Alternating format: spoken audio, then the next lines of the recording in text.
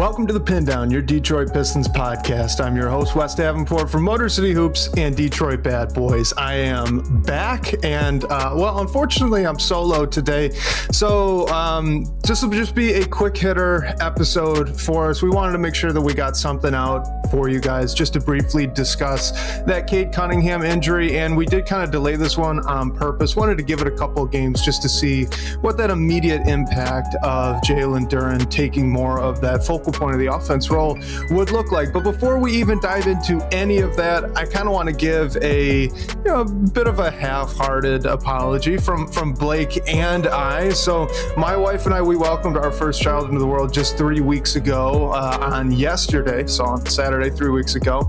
And then now Blake and his wife have welcomed their second child into the world as well. So it's been a busy couple of weeks here behind the scenes for the Pindown for both Blake and I. So we are sorry for missing a couple of these recent episodes that we normally would have done, but also, at the same time, family first, right? So we're not that sorry for missing these episodes. We know what's most important, and we're making sure to adjust our schedules accordingly. So big time congratulations to Blake and his wife. Funny enough, actually both of us joined the Girl Dad Club, so excited about that. But yeah, we'll be back to a more normal schedule here moving forwards. I'm planning on hoping to find a guest for this upcoming week's next stream. And then after that, I think Blake might be able to be back. Don't want to speak for him. We haven't talked about that yet, but want to make sure that I can give him the exact amount of time he needs to get himself all sorted out now with the second kid, get that home adjustment all done on their end, which he just allowed for me as well. So I want to make sure I give him that same flexibility and kindness. So maybe he's back in a couple weeks. Maybe not. We'll see. Whatever he needs, right? But moving on. Okay, let's talk about that Cade Cunningham injury. So it is a collapsed lung, and he suffered this during that first Washington Wizards game. It was right in the first quarter, too, pretty early. I think it was Trey Johnson, the rookie lottery pick from Washington, that kind of fell on his back there. What we know so far, as the dust has kind of settled, is that this was as we just mentioned, it's a collapsed lung. So it wasn't a punctured lung. If you go and look up online on like Cleveland Clinic, stuff like that, the punctured lung, collapsed lung, they kind of get lumped in together. And we know from Shams that this was a, quote, mild case, right, unquote. So whatever that means, it seems like maybe this was just a collapsed lung, not necessarily a punctured lung, which maybe we could shift our recovery timetable and expectations up into the future just a little bit. But regardless, right? So that was from Shams. Now, Vinny Goodwill got on ESPN, and he kind of broke down a more detailed plan. So from his perspective, he believes that the Pistons' plan is to have a 2-week reevaluation window for Cade Cunningham. At the end of those 2 weeks, to then have a week of non-contact conditioning basketball activity.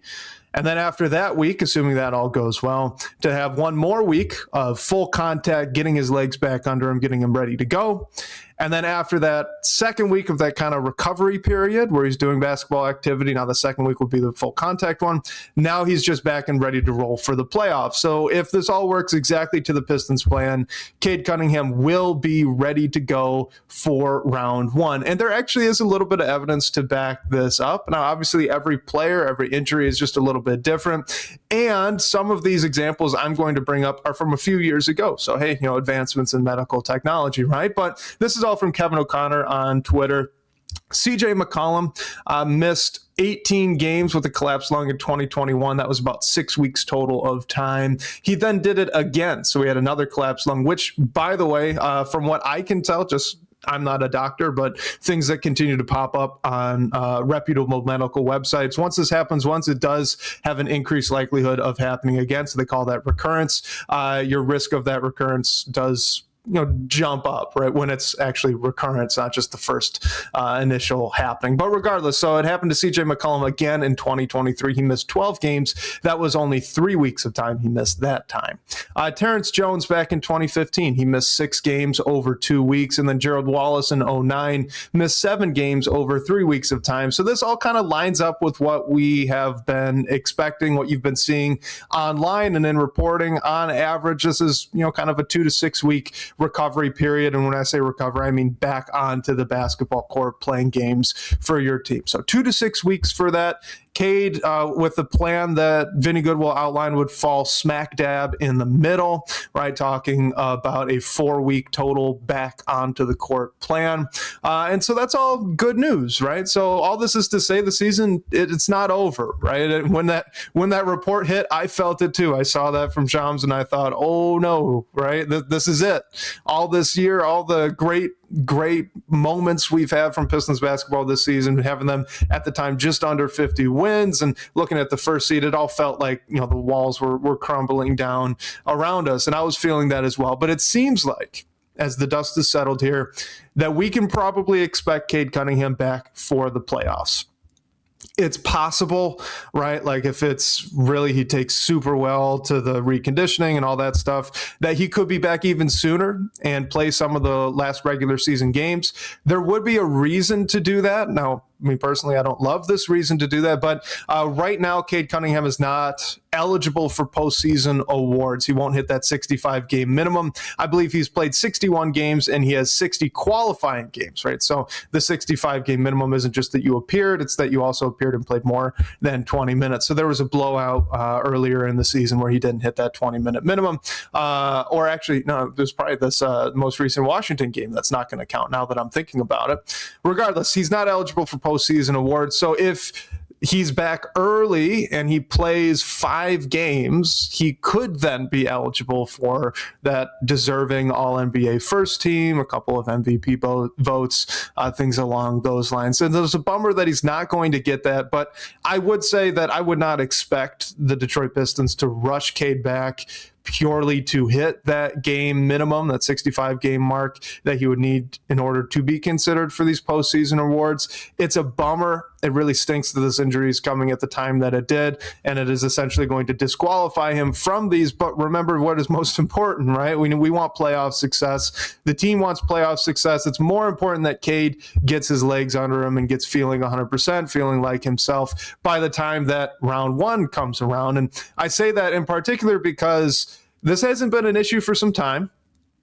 But if we go back to Cade's early career, so I'm thinking his first season, his rookie year, and then his second full season, right? So technically his third year in the league, there was a narrative. When he missed a prolonged period of time, he really struggled to get his legs back under him. I don't know if you guys can remember this, but it popped up a couple times. So with his rookie year, he missed the first 5 games or so and part of training camp with a lower body injury. He came back and he didn't really look like the Cade Cunningham you saw at Oklahoma State until a couple weeks later. And this popped up again and again and again early on in his career.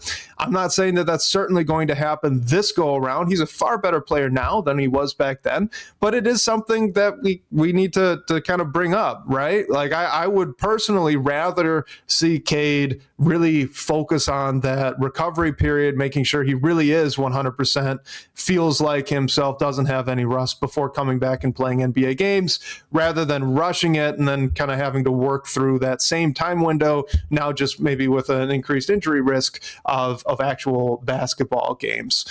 So the question, right, it remains, right, what are we getting in round 1, if assuming Cade's actually going to be back and healthy? Are we going to get a re-energized Cade with fresh legs? He was looking tired here in these past couple of weeks of the Pistons season. Maybe this is a blessing in disguise, right? Maybe this is actually just some downtime, allows him to get fresh, right? He'll have even more energy for the NBA playoffs than he would have if he had kept playing down the stretch here. Or are we a little worried that we're going to get a rusty Cade Cunningham and maybe he needs a few games to find his rhythm, like we saw was the case early on in his career? And if that does happen, how does the team survive that little injury slump that he might be in during the first couple of playoff games? I think that's an open question. I'm not, I'll knock on wood right here, right? So hopefully that's not what it is. Again, Cade's a much better player than he was when these were issues. And I will say that his year 4, I don't remember really noticing this as much. It was just that year 1 and an effective year 2, but functionally a year 3, that was a narrative. It did seem to go away last season. So hopefully that's the case and we don't have to worry about this anymore. And he's just all good. Got some fresh legs for the playoffs. Regardless, good news, right? Cade it seems like, will be back for the NBA playoffs. I got our guy Michael Dompier here in the chat saying Cade's only been out 2 games, so it's hard to know the opportunity, but he's hoping Ron Holland proves he could play 25 to 30 minutes as a scoring threat as well. I would echo that. I do think this is an opportunity for multiple guys on the roster, primarily Jalen Duren, and that's actually the reason that we wanted to prolong the show, just to see how JD looked in that focal point role. But you could also look at a Ron Holland maybe getting some more minutes here and hopefully getting a few more shots as well. I think Dennis Jenkins, it's really time to step up. He's been in a little bit of a slump since he signed his NBA standard contract. And now would be a great time to get out of that slump. It was unfortunate that Marcus Sasser was out for that Golden State game. This is a big moment for him as well. Prove that, hey, he actually should be part of that playoff rotation. And I think Asar Thompson, too, is going to have the ball in his hands just a little bit more.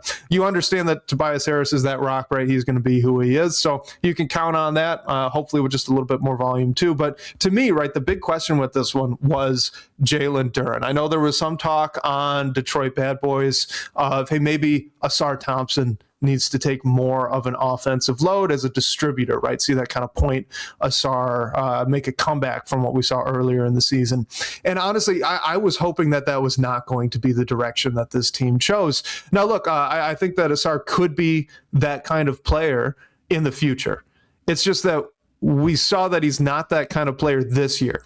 Earlier this season, he did seem to really struggle with it. I think really when we got into January, too, it was noticeable. That's just, it's not something that he right now has the tools to effectively do. And I just don't think that there's anything that has occurred since earlier in the year to now that would suggest, hey, he actually can thrive in that role. So I would like to see Asar stick in the role he's been, maybe just with a little bit more shot attempts, right? Maybe as a cutter, you could focus on drawing up a couple of backdoor plays here and there, which they weren't doing before.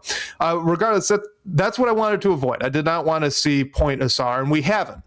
We've seen a little bit more of him handling the ball, and that was going to be inevitable as teams pressured Dennis Jenkins and really test him out in that starting point guard role, which the Wizards and Warriors both did. The Warriors really implemented a really creative zone, I thought, by the way, to really stress Dennis Jenkins and see how he would adjust to it.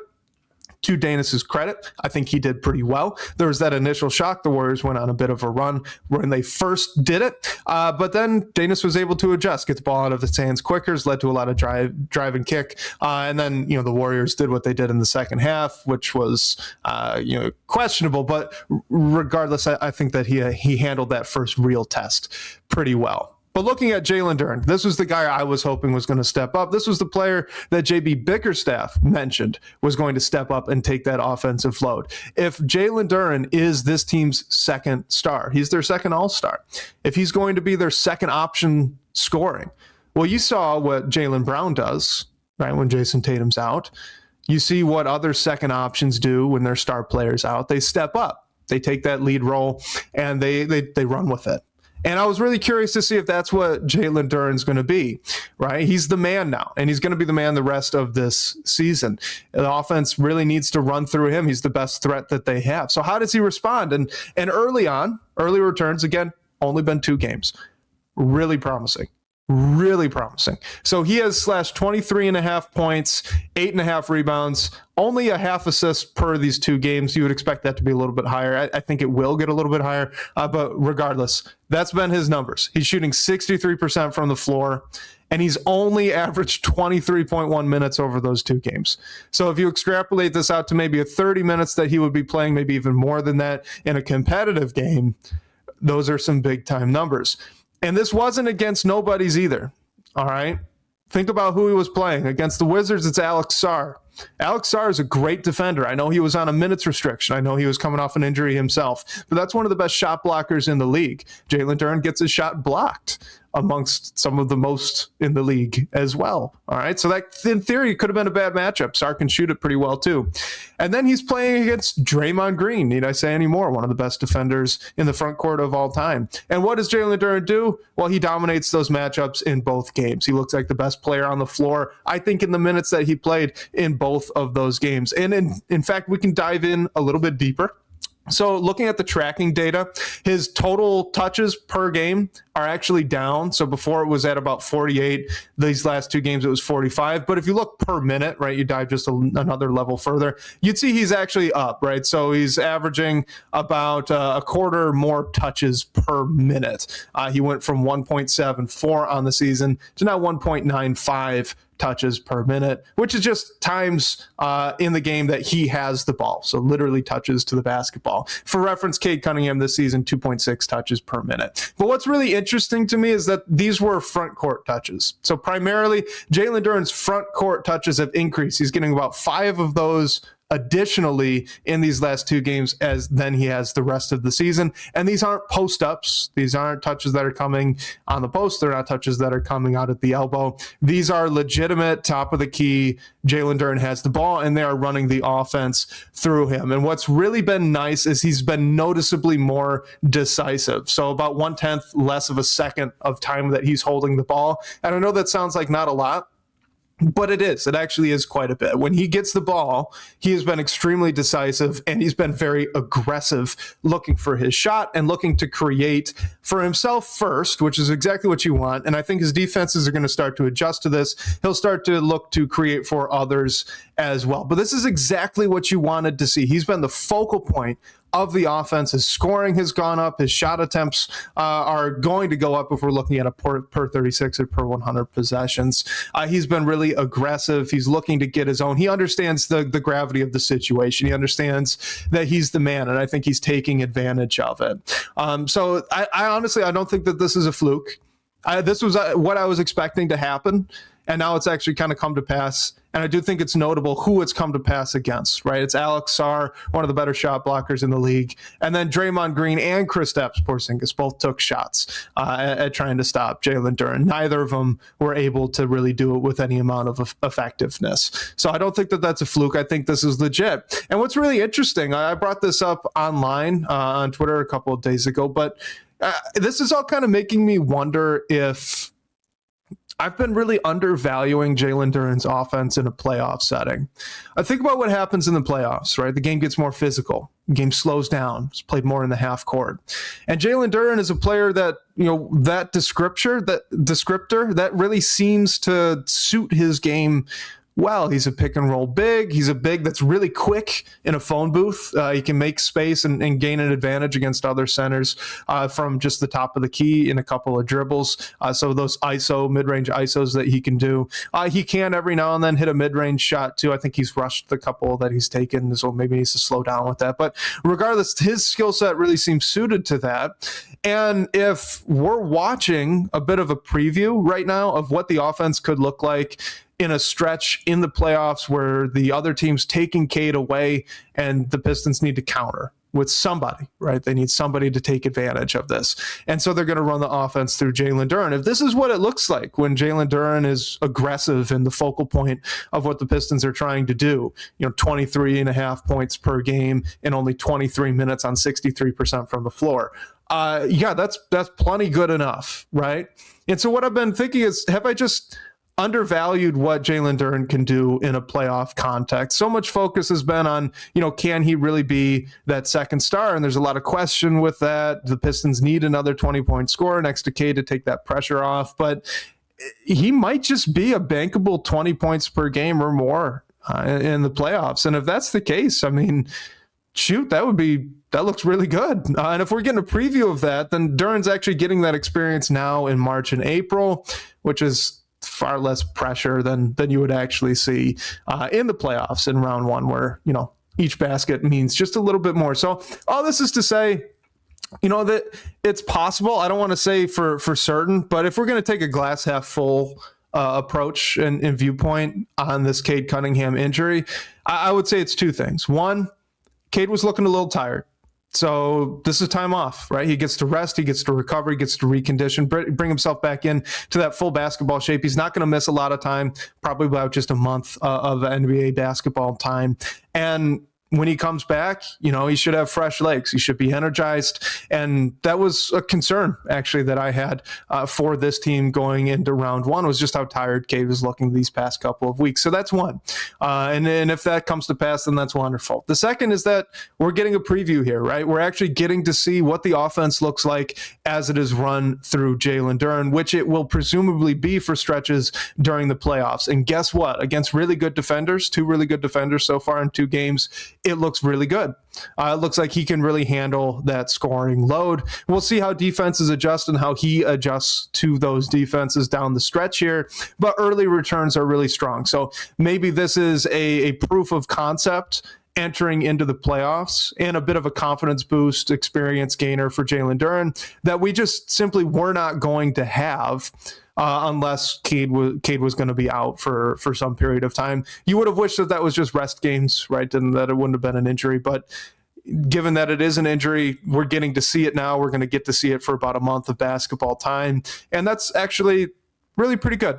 Right? Really pretty good to get this proof of concept before the playoffs actually come around. So with that, I think we'll wrap this up. Again, our plan here this upcoming week to do a regular long form show, get your guys' questions in, all that good stuff. Again, check the voicemails, make sure you guys are actually doing that. I'm really looking forward to get back into that. I'm hoping to have a guest, so it'll probably be me and someone else, not with our guy Blake. We're going to still give him time to make sure his family's all set and adjusted back at home, just like he did for me. And shout out to him for being flexible with me for that.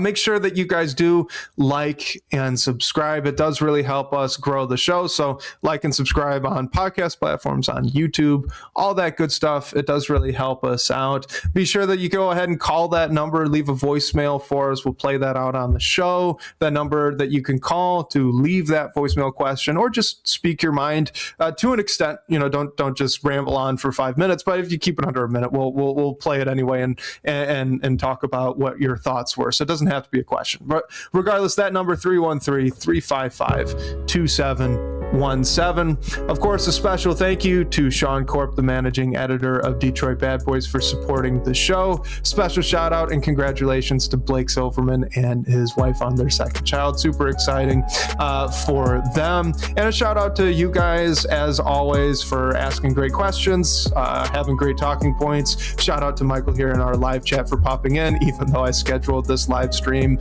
about 5 minutes before I actually hit go live. So shout out to him for being eagle-eyed and picking up on that. And shout out to all you guys who jump into our live streams when we do them. We always appreciate reading your guys' comments and pulling them up on the screen and just talking some hoops with all of you. And of course, shout out to the listeners on podcast platforms as well. We love you guys too. We'll catch you next week, whether that's on your commute or live with us on YouTube. We can't wait to talk more Detroit basketball with you.